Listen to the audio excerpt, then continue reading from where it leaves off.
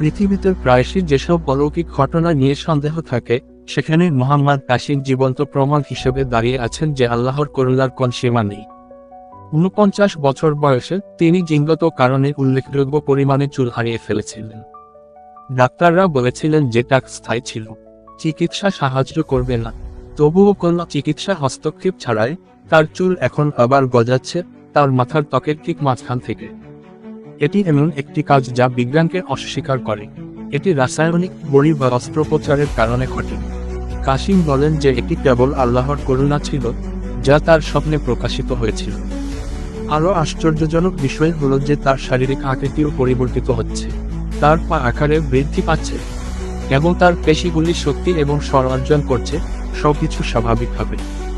যদি একটি কেস বছরের পর বছর ধরে বার্ধক্যজনিত লক্ষণগুলিকে বিপরীত করতে পারে, তাহলে সামনে কি সম্ভাবনা রয়েছে?